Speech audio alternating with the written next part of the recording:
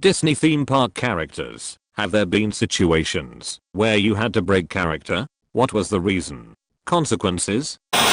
I auditioned to be a face character in Disneyland and made it to the stage where they run through scenarios of unruly guests, rude comments, etc., and you have to respond and come up with responses in character.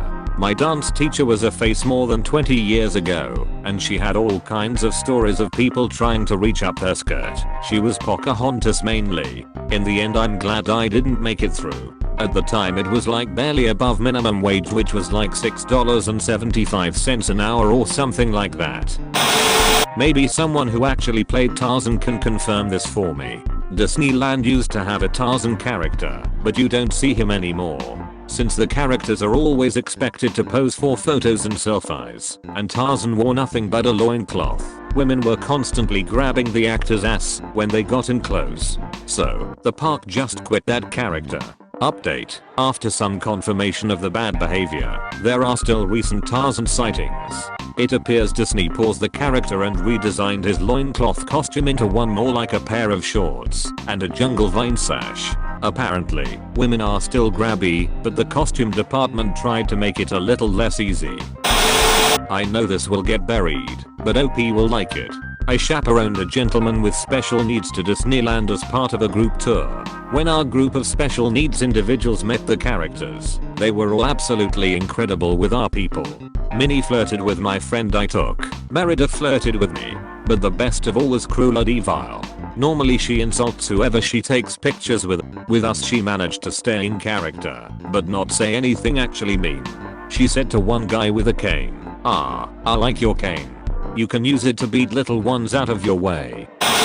On a Disney cruise I met a guy who looked exactly like Peter Pan. When we asked him, he said no, Peter Pan has brown eyes or something like that. The next day, when we went to get a picture with Peter, he got super close and whispered, "See, Peter has brown eyes. Hands down best Disney employee I've ever met." He was also Pluto. A bit late, but I did the college program at WDW. Never saw a character break when I worked audience control for parades. Definitely saw a few fully costumed characters puke in their heads, and Prince Naveen once got heat exhaustion and managed to leave the parade route fully in character. Once the parade was over, we saw him in the back almost completely passed out. Typically the parade will just speed up to double time if a character actor is in distress. I have a close friend who was Woody for a while at Disneyland. He said that one time the float caught on fire during a show, and they had to play it off completely in character. They danced around it and had to quickly get it backstage to deal with the problem. He said they played it off well enough that no one seemed to notice / there wasn't any panic.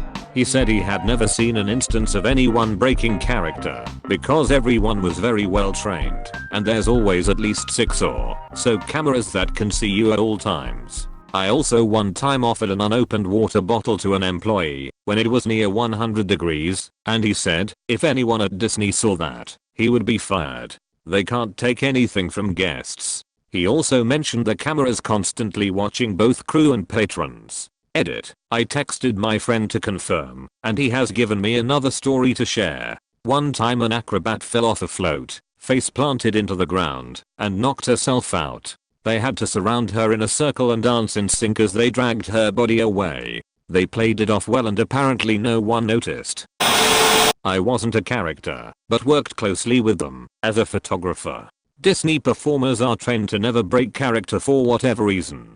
They have ways of signaling their character attendant that they are in distress, and it's generally up to the character attendant to avoid any weird or uncomfortable situations. As far as weird situations, they do get people that stalk them in the park. Like some people get in those lines multiple times to get a photo with a specific performer. The weird side of Disney fanatics are something else.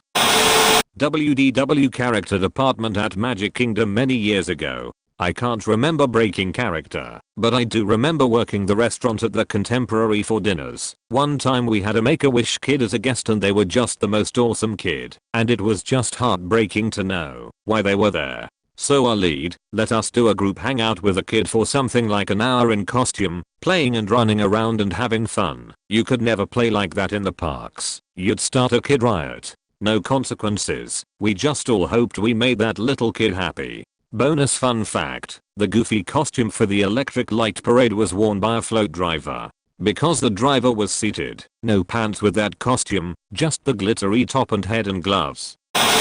They do not break character. My best childhood friend is a face character. During the interviews they bring you through a ton of challenging scenarios like kids with lost parents, kids who act mean, etc. If you break character, there are 1000 other people of your exact height and hair color ready to play the character better than you. They even made her do an impression of a Disney character without speaking. She had to be able to just portray the essence of the character, and if they couldn't guess who she wrote down, her interview was over. They are incredibly serious about staying in character. Anytime something bad enough would happen that they should break character, the handler would just guide them away and handle it themselves. Bonus info, she isn't allowed to tell anyone who she plays, except family and friends, or post anything about work on social media for the entirety of her time at Disney, or else she will be fired. I wouldn't say break, but I was a lifeguard, and I had to ban this kid from going down the water slide. Every single time I told him he had to be feet first, and every time he said okay. But he kept going head first, and it got to the point where the other kids saw him and were copying him. He left and cried to mom and dad, and I explained to mom and dad why. They left and cried to my coordinator, and my coord came back saying that wasn't very magical. I explained after several times of this kid not listening. Other kids were copying him. In any case, I got a stern talk to about being the nice lifeguard who explains why versus the mean lifeguard who just yells orders. Later that day, that kid was running across the deck, despite several requests not to, tripped and ate concrete. Don't hate me, because I don't feel bad.